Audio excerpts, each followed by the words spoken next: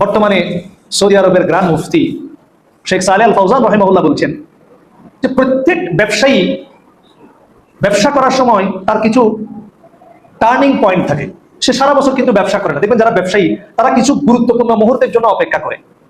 একদিন বা 2 দিন বা 1 সপ্তাহ সেদিন ব্যবসা করতে পারে, তার পুরো ব্যবসার লাভ ওই 10 দিনের মধ্যে উঠে যাবে। বাকি 11 মাস 20 দিন হচ্ছে শো অফ। কয়েকটা দিন প্রত্যেক ব্যবসায়ীর কিছু মৌসুম থাকে। ওই মৌসুমের মধ্যে সে বিজনেসটা পিক করে, সে আশা করে আমি এই দিনগুলোতে আমার ব্যবসা আমি একদম পিক লেভেলে, চূড়ান্ত লেভেলে আমি আয় অর্জন করতে পারবো। এই চূড়ান্ত দিনে আমি কোটি কোটি টাকা অর্জন করতে পারবো।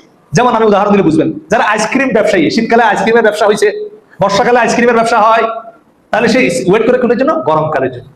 যারা এয়ার কন্ডিশনারের ব্যবসায়ী, সারা বছর তারা অপেক্ষা করে গরমকাল যত পরে তত এয়ার কন্ডিশন ব্যবসায়ীরা খুশি। কেন?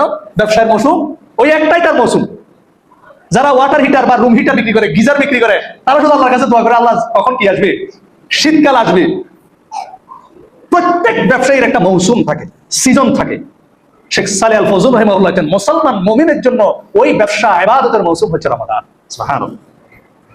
এটার মধ্যে যদি আপনি আপনার লাভকে ক্যাশ করতে না পারেন, তাহলে আপনি খাসিরিনদের অন্তর্ভুক্ত হয়ে যাবেন। আফসোসের বিষয় হলো সত্য, দুনিয়া এবং আখিরাতের এই অফুরন্ত কল্যাণ এই ব্যবসায়ের মৌসুম বাদ দিয়ে কোনো ব্যবসায়ীকে যদি, এয়ার কন্ডিশনার ব্যবসায়ীকে যদি আপনি গরমকালে দেখেন তার অফিস বন্ধ, তাহলে ডাল মে কুছ কালা হে। গিজার ব্যবসায়ীকে যদি আপনি শীতকালে দেখেন তার ব্যবসা বন্ধ, তাহলে কোনো সমস্যা আছে। আর রমাদান মাসে যদি আপনার ইবাদত বন্দেগী নিয়ে যদি গাফিলতি দেখা যায়, তাহলে আপনার ঈমান, আপনার ভবিষ্যৎ পরিকল্পনা, আপনার জান্নাত নিয়ে সমস্যা হয়ে যাবে। আল্লাহ সুবহানাহু ওয়া তাআলা আমাদেরকে রমাদান মাসে ব্যবসায়িক মৌসুম মনে করে ইবাদতে মশগুল হওয়ার তৌফিক দান করুন। আল্লাহুম্মা আমিন।